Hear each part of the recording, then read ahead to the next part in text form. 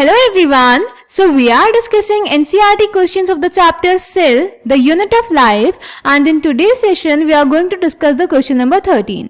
So the question is, describe the structure of the following with the help of label diagrams. First nucleus, second centrosome. तो बेटा इस question में हमें nucleus और centrosome का structure explain करना है with the help of label diagrams. So let's check the answer.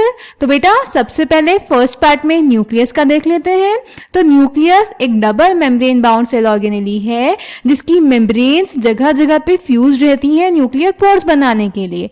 Nuclear pores बेटा पैसेजेस होते हैं न्यूक्लियोप्लाज्म और साइटोप्लाज्म में अलग अलग कंपोनेंट्स का ट्रांसपोर्ट करने के लिए. न्यूक्लियस के अंदर एक स्ट्रक्चर होता है जिसको न्यूक्लियोलस बोलते हैं जो कि राइबोसोमल आरएनए सिंथेसिस में हेल्प करता है. न्यूक्लियस की जो आउटर मेम्ब्रेन होती है उससे एंडोप्लाज्मिक रेटिकुलम एक्सटेंड करते हैं और न्यूक्लियर मेम्ब्रेन पे एटीएस टाइप के राइबोसोम्स प्रेजेंट होते हैं. क्लियर. न्यूक्लियस के अंदर ही बेटा आपका जेनेटिक मटेरियल प्रेजेंट होता है in the form of chromatin fibre. तो अब इसको ड्रॉ कर लेते हैं. तो हमने बोला न्यूक्लियस एक डबल मेम्ब्रेन बाउंड स्ट्रक्चर है जिसकी दोनों मेम्ब्रेन्स फ्यूज हो जाती हैं न्यूक्लियर पोर्स बनाने के लिए. तो पहले कंटिन्यूअस मेम्ब्रेन बना लेते हैं, उसके बाद हम उसमें न्यूक्लियर पोर दिखा देंगे उनके फ्यूजन से. क्लियर. तो ये हो गई बेटा आपकी न्यूक्लियस की आउटर और इनर मेम्ब्रेन. अब इनके फ्यूजन से न्यूक्लियर पोर्स दिखा देते हैं. अब इनको फ्यूज कर देते हैं तो बन जाएंगे न्यूक्लियर पोर्स. ठीक है. अब हमने बोला आउटर मेम्ब्रेन से एंडोप्लाज्मिक रेटिकुलम एक्सटेंड होता है, वो भी दिखा देते हैं. तो ऐसे ये हो जाएगा बेटा आपका एंडोप्लाज्मिक रेटिकुलम. अब इसकी मेम्ब्रेन पे राइबोसोम्स प्रेजेंट होते हैं तो राइबोसोम्स दिखा देते हैं जो कि एटीएस टाइप के होंगे. राइबोसोम्स एंडोप्लाज्मिक रेटिकुलम पे भी प्रेजेंट होते हैं जिसकी बेसिस पे वो स्मूथ और रफ टाइप के भी होते हैं बेटा. ये हो गए आपके एटीएस टाइप के राइबोसोम. तो पहले इतना लेबल कर लेते हैं. तो राइबोसोम्स जो कि एटीएस टाइप के हैं, आउटर मेम्ब्रेन, इनर मेम्ब्रेन, दो मेम्ब्रेन के बीच के स्पेस को बोलते हैं बेटा perinuclear space and endoplasmic reticulum. यहाँ पे न्यूक्लियर पोर्स लेबल कर देते हैं जो कि पैसेजेस होते हैं और न्यूक्लियर मेम्ब्रेन के अंदर जो फ्लूइड सब्सटेंस होता है उसको हम बोलते हैं न्यूक्लियोप्लाज्म. न्यूक्लियस के अंदर बेटा क्रोमेटिन फाइबर प्रेजेंट होता है, वो बना देते हैं. So basically this is your chromatin fibre जो कि आपके पूरे न्यूक्लियस के अंदर फैला रहेगा. ठीक है. और साथ में एक स्फेरिकल बॉडी भी होगी जिसको हम बोलते हैं न्यूक्लियोलस जो कि राइबोसोमल आरएनए का सिंथेसिस करती है. तो न्यूक्लियोलस बना देते हैं. It will be your nucleolus. इसमें कोई मेम्ब्रेन प्रेजेंट नहीं होती बेटा. ठीक है. तो ये हो गया आपका न्यूक्लियस का स्ट्रक्चर.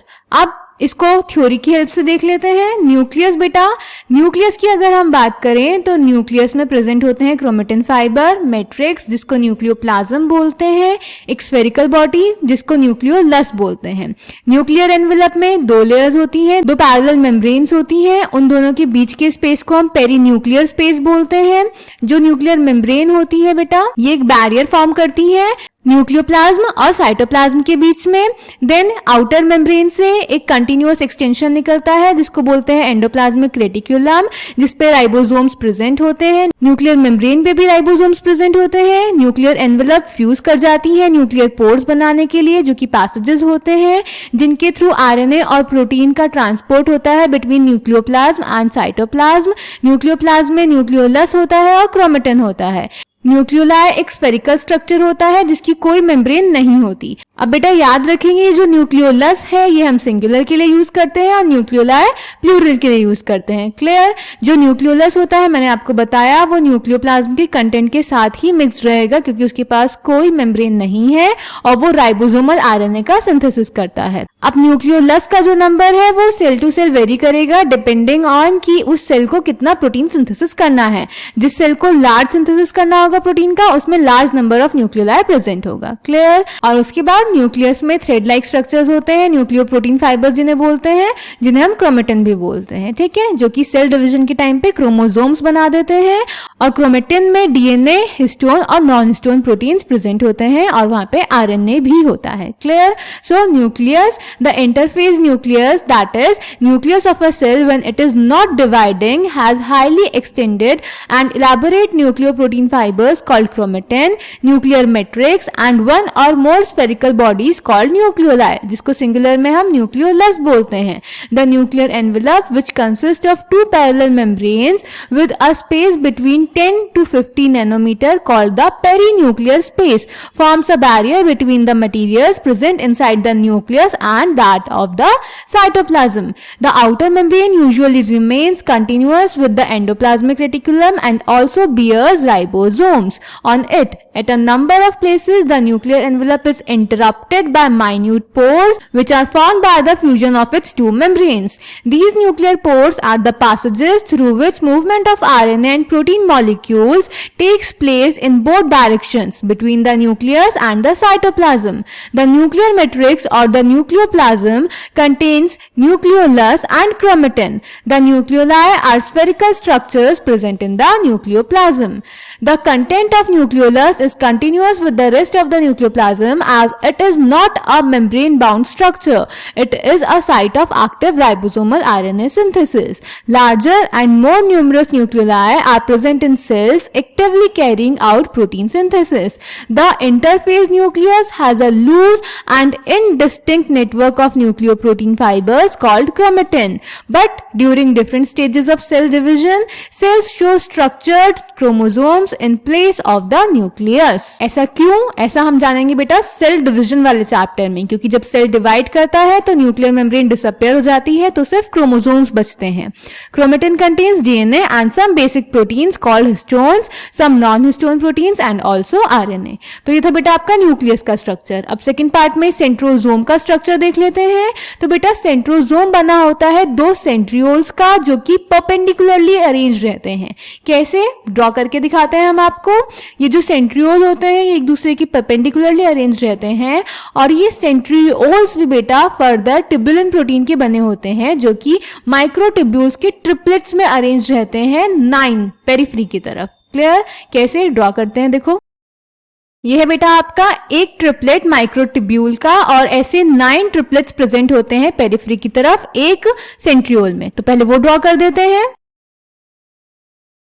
ठीक है. अब ये जो ट्रिपलेट्स होते हैं बेटा एक दूसरे से लिंकर से जुड़े रहते हैं. लिंकर दिखा देते हैं ऐसे.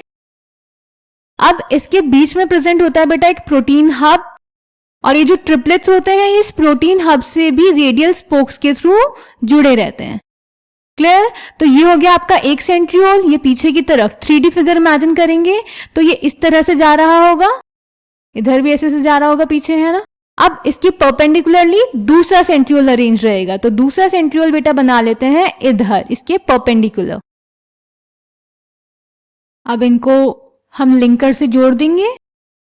बीच में प्रोटीन हब बना देते हैं. फिर इन ट्रिपलेट्स को हम प्रोटीन हब से रेडियल स्पोक से जोड़ देंगे.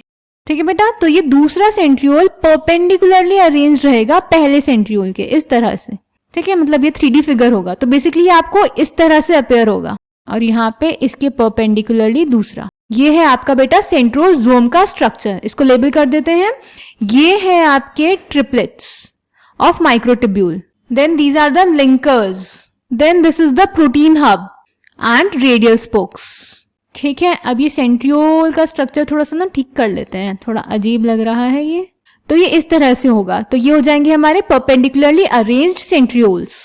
तो ये हो गया बेटा आपका सेंट्रोजोम का स्ट्रक्चर जिसमें 2 सेंट्रियोल्स होते हैं एक दूसरे की परपेंडिकुलरली अरेंज्ड. एक सेंट्रियोल बेटा 9 ट्रिपलेट्स का बनता है माइक्रोट्यूब्यूल का. ये 9 ट्रिपलेट्स एक दूसरे से लिंकर से जुड़े रहते हैं. बीच में प्रोटीन हब प्रेजेंट होता है और ये ट्रिपलेट्स इस प्रोटीन हब से रेडियल स्पोक से जुड़े रहते हैं. ठीक है. ये है बेटा सेंट्रोजोम का स्ट्रक्चर. अब इसको देख लेते हैं. सेंट्रोजोम बेटा 2 सेंट्रियोल्स का बना होता है जो कि एक दूसरे के परपेंडिकुलरली अरेंज रहते हैं. ये एमॉर्फस पेरीसेंट्रियोलर मटेरियल से सराउंडेड रहते हैं, यानी एक प्रोटीनेशियस सब्सटेंस से जो कि एमॉर्फस होगा नेचर में उससे सराउंडेड रहते हैं. ये सेंट्रियोल्स परपेंडिकुलर होते हैं. इनका कार्टव्हील अपीयरेंस होता है. देखो एक सेंट्रियोल का स्ट्रक्चर देखो तो कार्टव्हील जैसा लगता है, इसीलिए इसको कार्टव्हील ऑर्गेनाइजेशन बोलते हैं. ठीक है. 9 इवनली स्पेस्ड पेरिफेरल फाइब्रल्स होते हैं जो कि ट्यूबुलिन प्रोटीन के बने होते हैं। ये ट्रिपलेट्स में अरेंज रहते हैं, एक दूसरे से लिंक्ड रहते हैं। सेंटर में एक प्रोटीनेशियस हब होता है जिससे ये पेरिफेरल ट्रिपलेट्स रेडियल स्पोक से जुड़े रहते हैं। सेंट्रियोल्स का फंक्शन क्या होता है? ये सीलिया और फ्लैजिला की बेसल बॉडी बनाते हैं, स्पिंडल फाइबर्स का फॉर्मेशन करते हैं सेल डिवीजन के टाइम पे। Clear? So second, centrosome. Centrosome is an organelle usually containing two cylindrical structures called centrioles. They are surrounded by amorphous pericentriolar materials. Both the centrioles in a centrosome lie perpendicular to each other, in which each has an organization like the cartwheel. They are made up of 9 evenly spaced peripheral fibrils of tubulin protein. Each of the peripheral fibril is a triplet. The adjacent triplets are also linked. The central part of the proximal region of the centriole is also proteinaceous and called the hub, which is connected with tubules of the peripheral triplets by radial spokes made of protein. The centrioles form the basal body of cilia or flagella and spindle fibers that give rise to spindle apparatus during cell division in animal cells. So I hope this question is clear to you. Thank you.